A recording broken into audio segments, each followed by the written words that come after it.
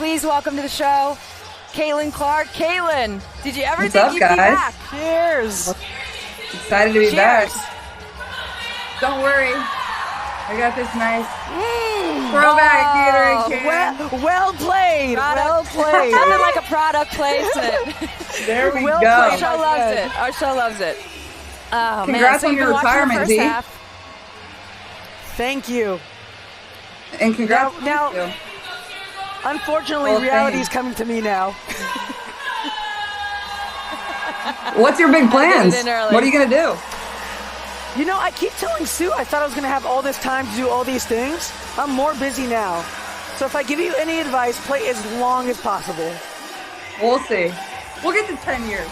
Then we'll think about it. Get to 10 years. All right, so the second half's about to start. I know you've been watching the first half. What have you seen so far? Well, I thought it was going to be a high-scoring game there from the first 5 minutes, which got me a little excited. I was like, no defense, this is great. Then it slowed down a little bit. I mean, I was watching you guys' show before I got on here. I agree with you, Dee. I think South Carolina, I would love to see a little full-court press. Why not pick it up a little bit, create some turnovers? But, I mean, Sarah Strong is just so good. I love her game. She's so fun to watch. AZ played great, so...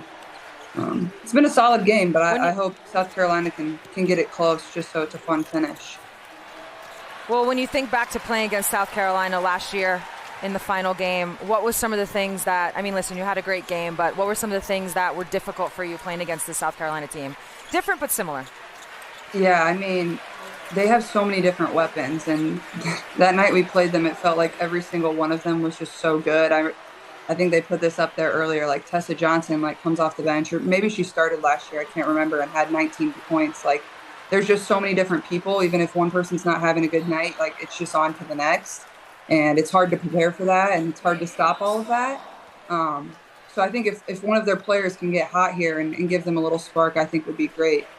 But yeah, and then obviously having Camilla, like that made it really tough on us when we're starting our 5 player was 6'1", like. Just a hard matchup for us. Yeah, I mean, Sue mentioned it earlier. South Carolina doesn't have that low post presence. That makes it so hard to play against them. And, you know, Connecticut plays a lot like you guys did. Undersized, spread the wealth, move it around. And they're pushing the pace, and South Carolina doesn't like it. Caitlin, you had an amazing rookie season. Like, you just blew everyone out of the water. When you watch Paige play and you see her in the next level, what are the things that obviously she's going to take to the WNBA and it's going to translate instantly? And what are the things that, you know, it takes you a couple games to get used to? I think her poise, like, that's something you need coming into the W. It, like, all hits you so fast. Is like, you're moving to a new city, you're trying to understand new teammates, you have a new coach, while you're trying to live up to all these expectations. And I think that's, like, one of the greatest things about her game is just her poise and her maturity, and nothing ever seems to faze her. And, you know, it's just always the same. She's always the same constant leader. So I think it'll be that for her. But also, like, she can score at all 3 levels. Like, she finishes well around the rim. Her mid-range game is some of the best I've honestly ever seen. And, you know, obviously she can score from the 3-point line too. So I think all of that. And then she can play point guard, but she can also play off the ball. I think that'll be an interesting dynamic with Arike. Obviously, we all know she's going number 1. So it'll be interesting to see how they kind of put those 2 pieces together and how that'll work. Yeah, so bad news for South Carolina. UConn is 90-2 in the NCAA tournament when leading by double digits at halftime. So just want to get that little fun stat, which is obviously, you know, says something about Coach Auriemma. Caitlin, you have battled against UConn throughout. Yeah. I mean, you faced them, 3 times in the NCAA tournament? 2, 3 times? Twice in the NCAA tournament, and then I think we played them 3 times total. We played them 1 time in a Thanksgiving tournament in the Phil Knight tournament out in Portland, which was really fun. Yeah. We lost there. That's too. Right. AZ had like 1,000 points versus us. It was crazy. It was one of those nights where she got like really hot, but lost my freshman year in the Sweet 16, and then won last year in the Final Four. Right. So when you play against a Coach Auriemma coached team, what kind of beast is that? Well, I think they just are so disciplined. Like, that's just they're going to do what they do. They're going to do it really well. And also, I think, like, for myself, facing his teams, like, they always had some of the best scouts against me. Like, you can tell how smart he is. Yeah. Like, he understands the game. He's coached against so many really good players. And you know, there were games I would go into and like the scouts were just like, it was just like, come on, like, why are you going under ball screens? Why are you in drop coverage? But like, he just made it difficult. Like, he would throw different defenders at me. And obviously having Nika Mule last year, like, she's probably one of the better defenders that I've faced. Like, she's just up in your grill. She'll pick you up 94 feet. Like, but then he just always has an answer, has different people. And I think that's one of the best things about him. Like, he has one game plan, but then he has something in his back pocket that he can go to. And that's going to bother you again. Caitlin, how excited are you for this next WNBA season? New head coach and Stephanie White. You added Natasha Howard, who Sue knows really well, DeWanda Bonner, which I know really well, Sophie Cunningham. I mean, it seems like, you know, from the outside, this roster's ready to compete now, which is easy for us to say. We know there's a process to get there, but like when you see that and you see those names come in, what does that make you feel like? Oh, well, I mean, obviously on paper we have a really good team, but you know, you only have, I mean, we start training camp, I think, on the 27th, and then, like, we have a back-to-back of preseason games on May 3rd and May 4th. So it's like you have a very short amount of time to put that together, and 7 new pieces, and whether we carry 11 or 12, like, it's more than half of our roster. Like, that's, you know, that's a hard thing within itself, but we should be pretty good, and, like, I'm excited about it. I think what we needed was, you know, we added a lot more experience. Like, in the playoffs, we just didn't have that. We were a young group. Even Kels, like, obviously with being with the Fever through her entire career, she hasn't really had the opportunity to play in a ton of playoff games. So having that, whether it's Sydney Colson, whether it's DB, whether it's Natasha Howard, whoever it is, I think having that experience is going to be really good for us and that leadership in the locker room. So I'm excited. And obviously Steph is like one of the smartest basketball minds I've ever been around. And, you know, everybody knows that across the league. Like, everybody admires her and the way she coaches and the way she leads. So I'm excited to learn from her, honestly. Top season. There was the viral picture that went around showing off your guns. Everyone's wondering, have you been hitting the weight room? Was it the camera angle? What happened there? Like, how did you do that? I've been trying to do that for 20 years. AI is getting out of control. Come on. But no, I mean, it was like that. Remember when that Alex Caruso picture came out? Yeah. Yeah, he was ripped. Yeah. Just honestly so what trying to get in the stronger. off season, working on your game? Trying to get stronger, like a lot of time in the weight room, and it's like something like I kind of enjoy, so it's been pretty easy for me to like spend time in there and really work on that part of my game. And you know, I think the biggest thing on the court is just like that mid-range area. Like, I got pretty uncomfortable in there when I would get in there, whether that's like I didn't really have any floater, I didn't like taking a mid-range jump shot, so just getting more comfortable like when I get my feet kind of into the paint, and honestly trying to just add a floater to my game and, you know, finishing through contact and little things like that. But I think just going back to the weapons that we've added this year, like there's going to be so many different things that we're able to do that I think it'll be able to make my life a little bit easier, and it should make everybody's life a little bit easier on our team. What was it like for you two to play against each other? It was amazing. You know, I've been following Caitlin for so long and been watching her college career just in awe, and to be on the court and, you know, the first game was in Phoenix, and it felt like the last game that was ever going to be played. There was such anticipation. The crowd was going crazy. All the people that came out to see Caitlin and you know, our teams play against each other. It really was an amazing moment. And you talked about how, you know, if you could play against anyone that is this new generation. So I got to cross paths with Caitlin, at least for a couple games. And to me, that meant a lot, you know. Like, we've been doing this for a long time. To see Caitlin do what she does is, I think someone said the other day, I'm like, I want the season to start so I can watch you again. You were saying what it was like to play against D. Well, I was saying, like, that game in Phoenix, because we only played in Phoenix one time. And it was before Olympic break. Obviously, we had All-Star there too, but it was a great game. Honestly, I'm pretty sure we were down like 10 or 15 and came all the way back and won. That was like our first like win versus a team that was above 500. So thank you. I appreciate that. And all we heard that whole week was like, Indiana, they don't get along, you know, all this. And I'm like, great. And then I'm like, this is the most together team I've ever seen. Is that one of the hardest things for you as a pro now, just seeing all the narratives like that one, that your team didn't get along and just having to literally ignore it, deal with it, even though you know it's not true? Yeah, I mean, I think it's something you kind of just become used to. Is like people think they know what's going on inside of your locker room, and they just don't. At the end of the day, it's just, you know, the girls that you have in there, and then obviously your coaching staff, and that's all that matters. And honestly, like, the best thing about last year is like we honestly had so much fun together. Yeah, we lost our first 8 games or whatever, but like we wouldn't have won if we didn't have a tight knit circle or a good locker room. And that's the reason we kind of turned everything around, is just we like needed some time. We were a young group and, you know, we figured it out. But yeah, it was really fun, honestly. All right, so Sarah Strong's got a double-double. AZ Fudd has 21 points. There we go. Malaysia for a while getting off, but it's still a 13-point game. They just need to cut it to 7 at going into the fourth, and they're good. But don't we all want UConn to win? Why are you saying that? But Caitlin wants a good game. I'm right in the middle here. I'm just cheering for good basketball, honestly. You know that. I'm cheering for good basketball. You guys can be biased. I mean, want me to choose between South Carolina and UConn? Come on. Yeah, that's true. That's not fair. Yeah. That's a bit unfair. She's like, neither. Yeah, I know. I want to win. I wouldn't root for it. If it was Iowa and Notre Dame playing right now, I'd be like, I don't want them to win. Yeah, that's true. Exactly.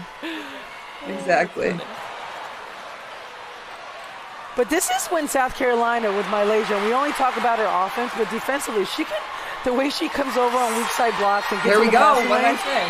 I said she needs to make a layup, and it's going to get going. You said it.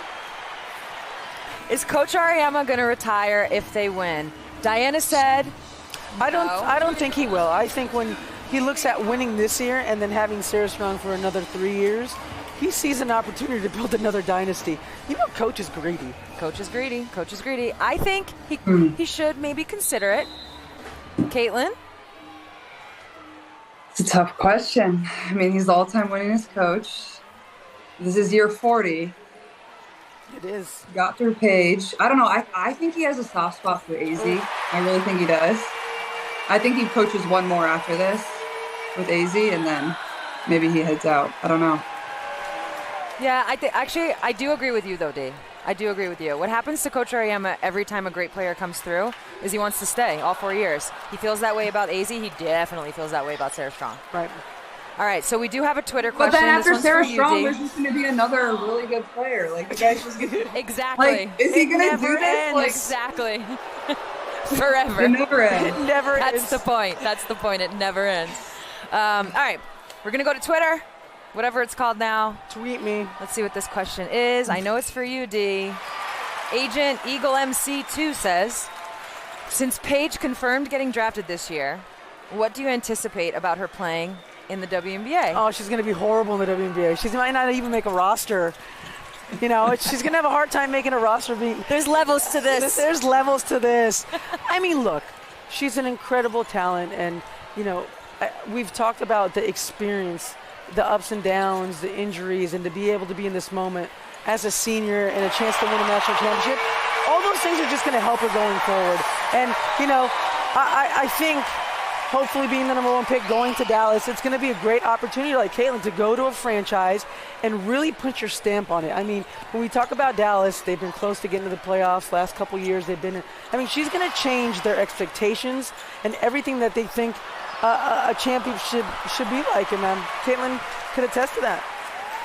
Yeah, I agree. I think it's kind of similar to the situation in Indiana. You're right. Like, they already have really good players. It's just like, can you kind of come in there and help them put it all together? And I think that's kind of what they need. And, you know, they've had some good offseason additions, kind of made a lot of moves, honestly, made a few trades. And I think she'll honestly fit right in. So it'll be, and like so that arena is fun to play in too. Like, it's a small place. Yeah. It's loud. You know, honestly, they should move every game to American Airlines, because I think Paige has that type of draw. Like, she'll be able to bring those type of fans in. I know we're playing there one of our games. Hopefully the other one gets moved too. We would appreciate that, Dallas Wings, if you can move the other one. But I love this. All right, Caitlin, you brought up pick and roll coverage that you saw in college. Some great, some not so great. What was one of the surprises in the coverages you saw in the WNBA?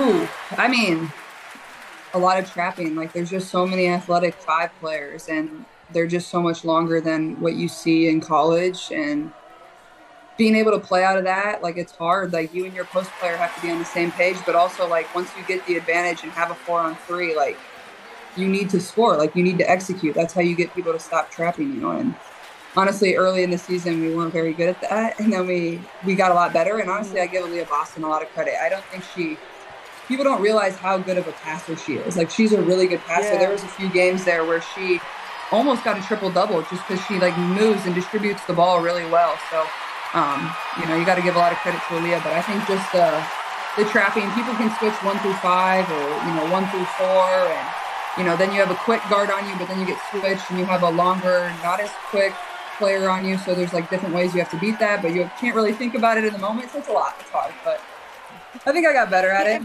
People think, and then people think basketball's easy. There's a lot to process in one pick and roll. Yeah, and that's what sets you and Sue apart. Is like decisions that people miss. You guys make it before it even happens, and that's why it's Wait, so now that you're retired, Dee, you can be honest. What was the most difficult pick and roll coverage for you? I mean, I think the hard hedge was always annoying. Being a bigger guard, I feel like little guards can split it, get around it. Like, I would always try to fight and go around, as you know. So probably the hedge was just annoying because you knew you had to get off the ball. And that's when you evolve and you try to play off the ball a little bit more, Yeah, well, I think like that's one of the biggest things when I was playing you, like just the way when you're off the ball and people are like top blocking you, like just how savvy you are to like fool them and fool the refs and like the way you use screens. Like, honestly, like I just loved watching it up close. Like, it was impressive. Like, you could tell you played the game for a really long time. And it takes time to acquire those skills and like understand what you can do, Who's your favorite ref? Oh, my favorite ref? That is a funny question. That's a great question. Yeah. Are we going to commercial break? No, you got to answer. Okay. We got time. My favorite? This is good for you. Your favorite. This is therapy. This is a therapy session. Oh, wow. I'm going to go with Lisa Mattingly's my favorite ref of all time. Did she ever ref you in college? No, she like runs the refs. Okay, yeah. Lisa Mattingly was always my favorite. Really? Yeah, because she'd always diffuse me with like, I got you, DT. I got Yeah, you, like, DT. see, Price, isn't he a Phoenix just like guy? when they'll like actually have a conversation with you. Like, come on, like we just want to Yes. talk. Like, and obviously there's two sides to that always. The Like, approach. Yeah. Yeah. They talk about their relationships with the refs, and it's it's a two-way street. Yeah. You have to meet players halfway, and at the same time, we have to meet you halfway. Yeah, speaking of how much Dee loved refs and technicals and ejections, here's the time Diana got ejected and sent me this photo from the locker room. oh my gosh, you got tossed. Got tossed. That's awesome. Oh, yeah, Dee, tell us. Yeah, what happened? I think I picked one up quick in the first quarter, which is you're always doomed when you pick up a quick one. And then I picked one up in the third quarter, and it was time to go home. So I took my ass to the back and chilled out, and my team got the win, and we went from there. But How I many had to make. technicals did you get last year? Say that again, Caitlin. How many technicals did you get last year? So last year, I think I think the limit is 7, and you get suspended. Yeah. You got 6. I got 6. leave that to you two. You two know the limits. I got 6 too. I had 2 my whole career. Hey, you year got I'm a couple not. too. I can see it. Yeah. Oh wow, Sue, you're so perfect. That's good. Okay, Caitlin, over under technicals. The next refs year. love me. I'm going 4.5. Over Caitlin? under. Over. Over 4.5. Under. I'm going over 2. I already told. No I already way. Told, No I already way. told Steph too. Nice. 2. And it's more games. Oh, it's more games. The thing is, look, the odds are against close, you. I was close to getting suspended for our last game, and like obviously every front office or your GM like tries to like get your technicals taken away, and they wouldn't take any of mine away. And I got 2 for slapping the stanchion of the hoop, and then I got another one for accidentally hitting somebody in the eye. So half of mine weren't even like me getting to talk to the ref, which was dumb. Yeah. I hate those side technicals. It's like, just look away. Why are you looking at me? Act like you didn't Just see go it. call the foul. No. What at me for? Oh my God! So we missed the Twitter question that asked me what my favorite technical of yours is. I don't remember. Did you get a technical when you spit on the floor? When you spit on the Storm logo? I would never do that. That's That might be my favorite non-call. Sue, my that is non-technical. disgusting. Who would do that?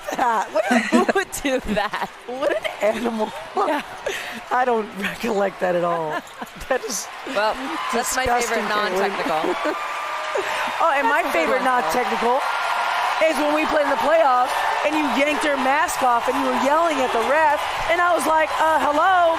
But Caitlin, no one is as perfect as Sue. Yeah, it's facts. You want to be like her or you want to be like me? This is your choice this year. This is your choice. It's like the I'll be in angel the and the middle. devil. I'll be in the middle. Don't worry. In the middle. Thank you. Perfect. All right, guys, I don't know if you saw, but this is turning into a little bit of a blowout.